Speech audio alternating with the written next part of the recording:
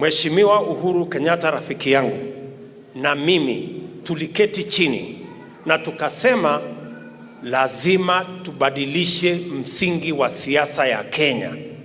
Tuondoe siasa ya ukabila na chuki na migawanyiko. Tuweke siasa ya sera ya maendeleo na kubadilisha maisha ya Wakenya. Na hatukurudi nyuma. Ni kwa sababu ya hiyo msingi tulikubaliana na Mheshimiwa Uhuru Kenyatta.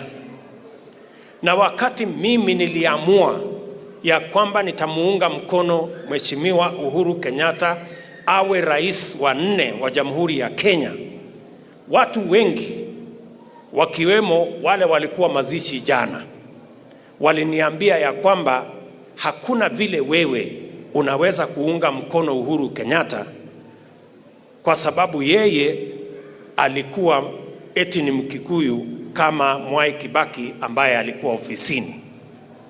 Lakini niliwaeleza siku hiyo na ninawaeleza hata na leo ya kwamba niliunga mkono Mheshimiwa Uhuru Kenyatta sio kwa sababu ya kabila yake, sio kwa sababu alikuwa anawakilisha kabila yake, ni kwa sababu mimi na yeye tuliketi chini tukakubaliana kwa sera ya kuweka maendeleo Kenya hii ya barabara na reli na kuunganisha stima na kujenga technical training college na kuweka maji katika taifa letu la Kenya, ndio Kenya iwe bora kuliko vile ilivyokuwa wakati huo.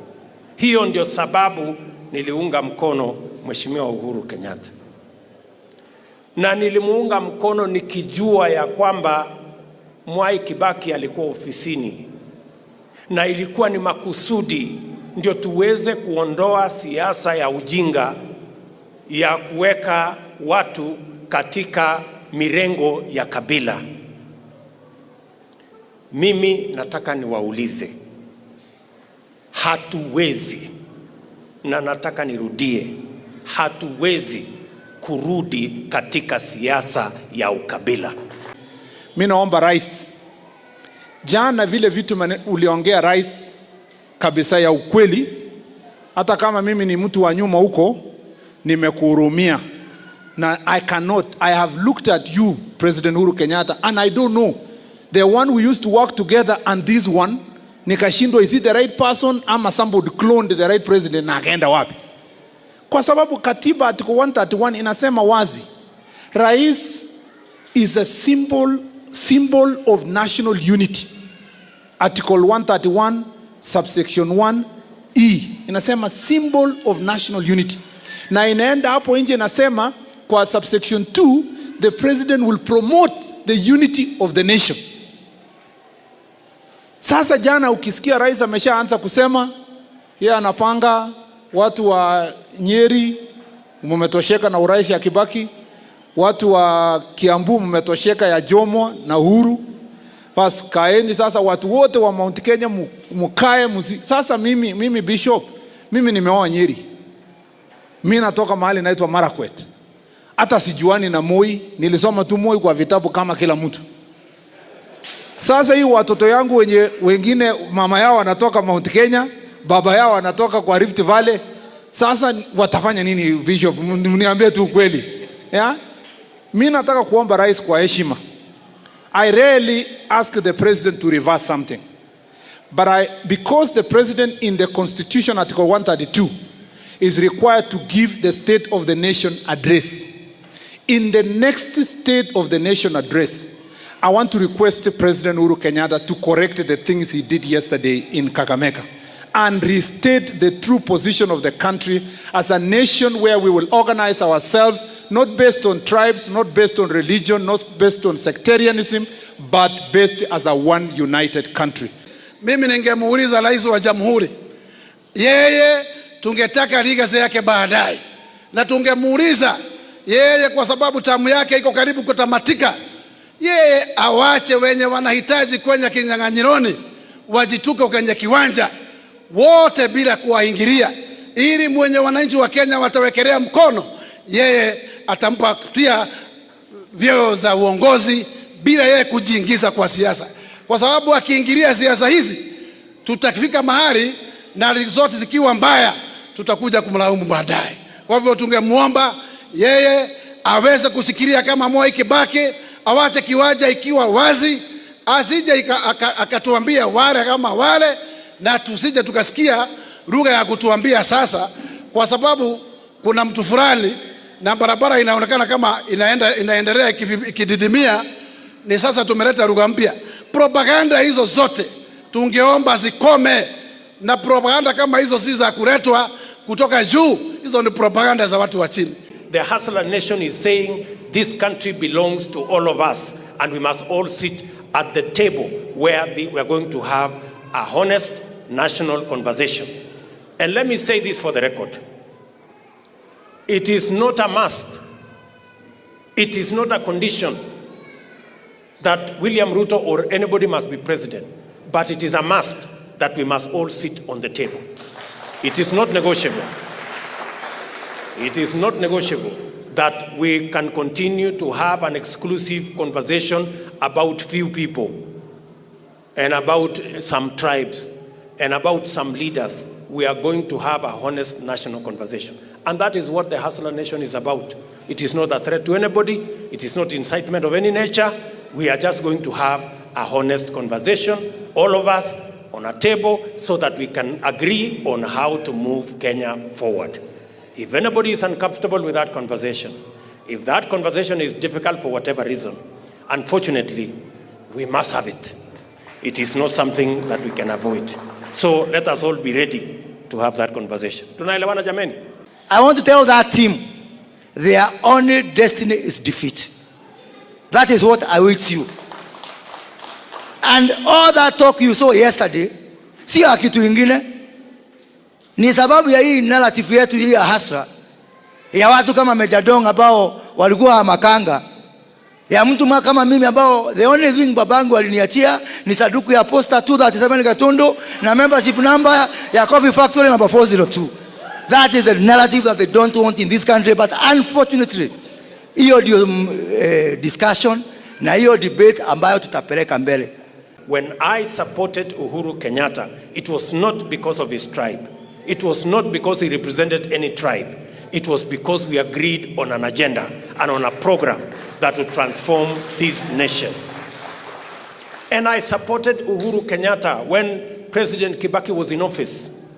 Many of the people who were talking yesterday, they were the ones who are telling me, you cannot support another Kikuyu. And I told them, I am not supporting Uhuru Kenyatta because of his tribe. I am supporting Uhuru Kenyatta because we have a plan that would transform this nation.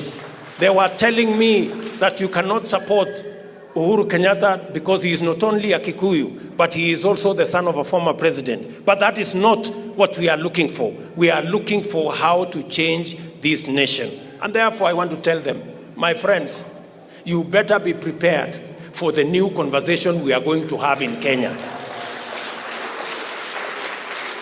Don't tell us about tribes. We want to have a conversation about every hustle. Don't tell us that we are going to discuss power.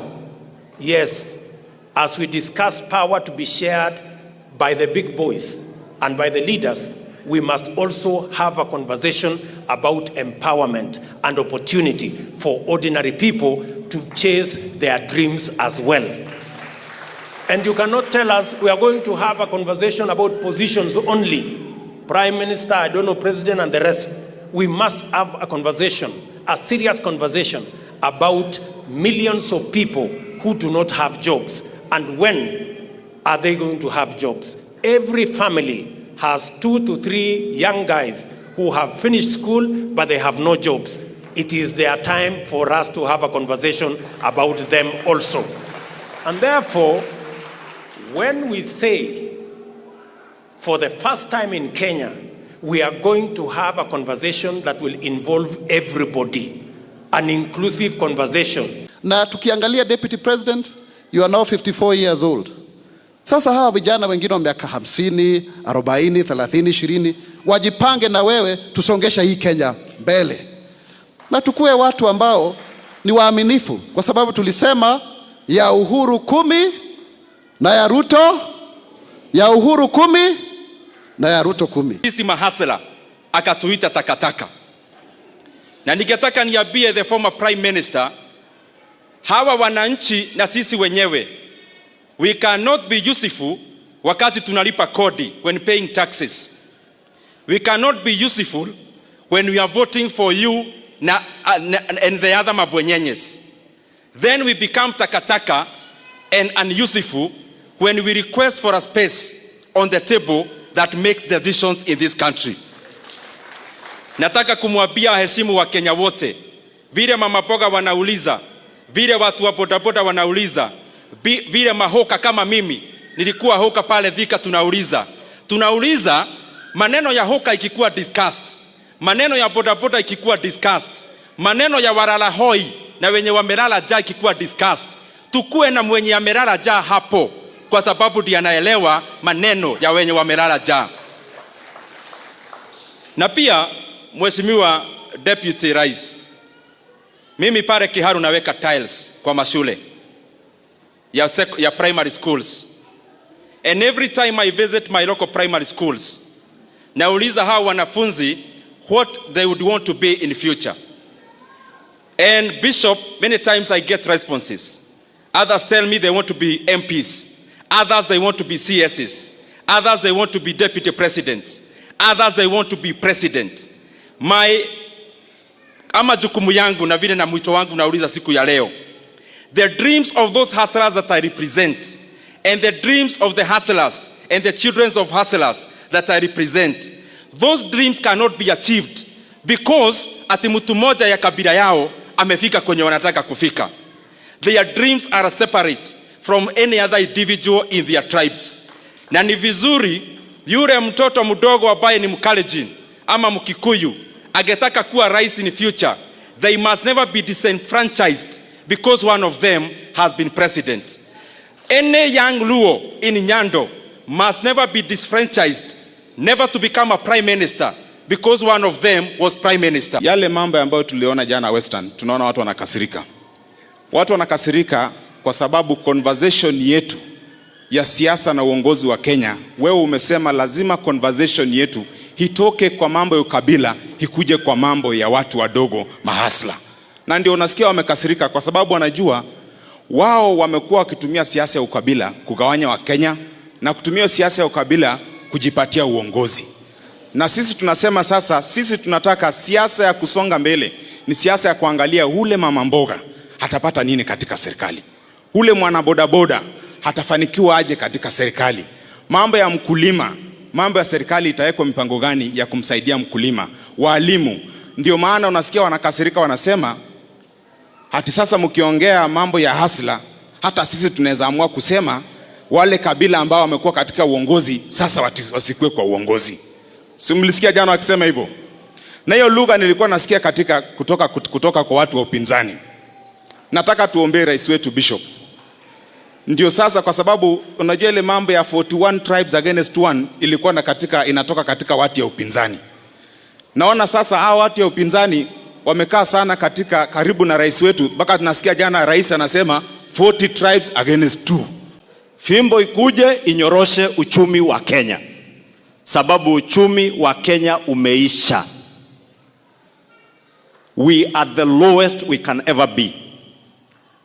So I want to take this opportunity pia niulize rais wetu mpendo ambaye tunampenda, ambaye tulimpigia kura sio safari moja, safari 3. Tumuulize ashike fimbo, anyoroshe hii uchumi irudi mahali Mwai Kibaki alituachia uchumi akimpea hatamu ya uongozi. Tunyoroshe nchi, watoto wetu waweze kusoma na wakisoma wapate ajira. La mwisho, waache madharau. Mahasla sio takataka, mahasla ni wa Kenya. Na wamekuwa mahasla sababu ya uongozi mbaya unaozingatia ukabila. Ndio mahasla wamesema watarudi one step backwards, waangalie mahali walipotea, warudishe nchi mahali inafaa kuwa. Kitu mimi nataka watu waelewe ni kwamba when we look at our deputy president, Sisi hatuoni kabila, tunaona uongozi ile His Excellency the Deputy President yuko nayo ndani yake. Your Excellency, I can tell you this without fear. You represent us. Wale watu tunaitanga mtaani, watu wamejilea. And when we look at you, we see hope, we see aspirations of many people. Na sisi tukikuangalia, Your Excellency, we are happy to be associated with you. One thing mimi nitawaomba, sisi kama wa Kenya, let's not be diverted from our focus. Mtu yoyote anakuja kutuambia mambo ya ukabila, anafaa kujiuliza swali moja. Saa zile sisi tunaangalia kiongozi, hatuangaliangi ni kabila gani ametoka. Sisi tukiangalia kiongozi, tunaangalia ile kitu Mungu ameweka ndani yake. We know the Deputy President is ready to take us to the next level. Watu wengi saa hizi wale ambao wamezoea kutuuzia ukabila, saa hizi wamepata wasiwasi kwa sababu biashara yao ya ukabila na bei ya ukabila Kenya imepungua, na hasara itapatikana kwa biashara yao, kwa sababu Wakenya hawataki kuuziwa ukabila tena, wanataka kuuziwa sera, na wanataka kujua maisha yao itabadilika vipi, changamoto walizonazo itashughulikiwa vipi, na uko na mpango ya kushughulikia mahitaji yao na changamoto zao, na uko na suluhu ya yale mambo yanahitaji, ama wewe unatuuzia tu kabila yako na mambo duni ya kusema wewe unatoka sehemu fulani. Mimi nataka niseme hivi kwa marafiki zetu, hii mjadala lazima tutabadilisha. Mujipange, mkue tayari, kwa sababu nyinyi mnataka kutuuzia mambo ya makabila. Mahasla wa Kenya hawana biashara na makabila. Wanataka kujua biashara yao ya kuuza mboga, ama ya bodaboda, ama ya kiosk, ama ya saloon, ama hiyo ingine itaendelea namna gani. They have no business na mambo ya makabila. Jambo la pili, msituambie tutakuwa tunaongea mambo ya viongozi na interests zao. Lazima katika hiyo mjadala tuongee mambo ya wananchi na mahitaji yao na shida zao. Jambo la tatu, hamuwezi kutuambia tutaongea mambo ya mamlaka na vile viongozi watagawana mamlaka. Vile vile katika hiyo meza lazima tuongee mambo ya mwananchi mdogo, empowerment ya mwananchi mdogo, opportunity ya mwananchi mdogo na biashara yake. Atafanya biashara vipi? Atasaidiwa kufanya biashara vipi wakati viongozi wanazungumzia mambo ya kugawana mamlaka? Jambo la nne, vile wanataka tuongee mambo ya vyeo na vile viongozi watagawana vyeo, sijui prime minister, sijui deputy prime minister, sijui rais na hiyo ingine. Lazima pia tuongee mambo ya kazi kwa mamilioni ya vijana wa taifa la Kenya ambao hawana matumaini. Ila damu yake sina wema wako, ndiye dhambi zangu, ndiye kwake tunasimama, ndiye mwamba, ndiye mwamba nisa, ndiye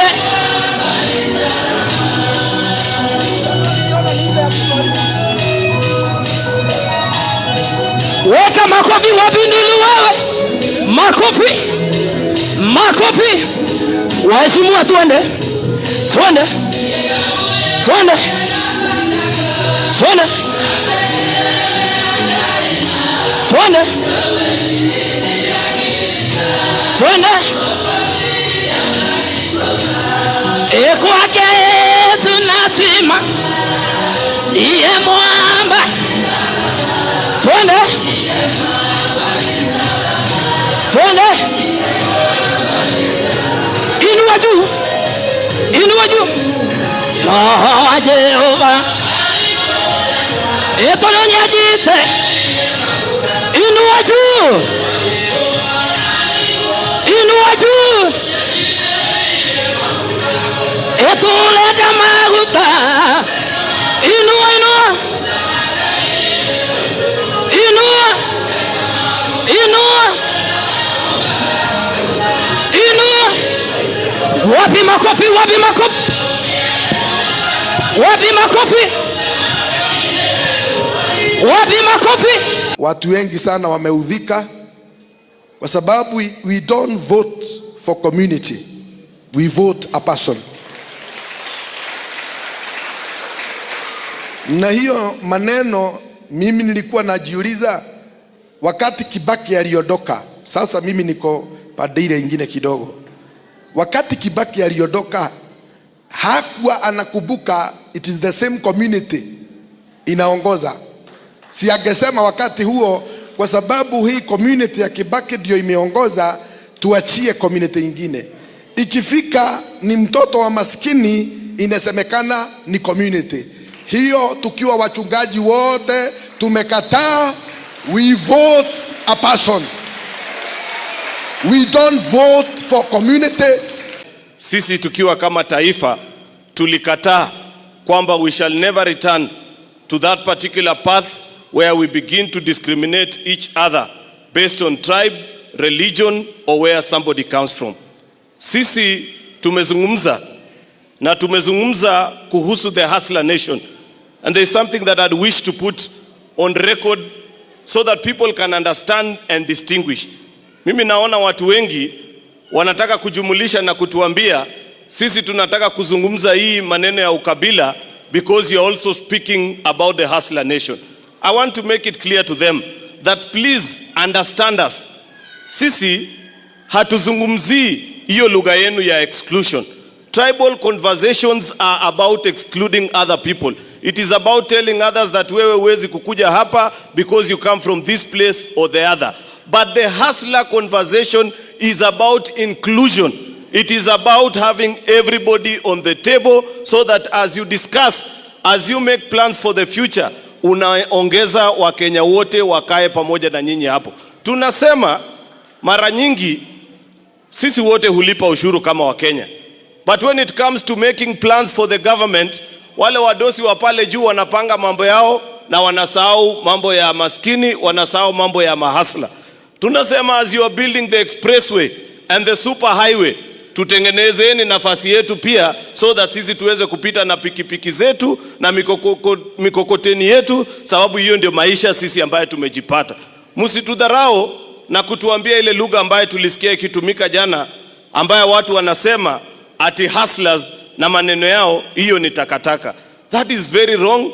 We condemn such words coming from a leader, and we are saying respect every Kenyan.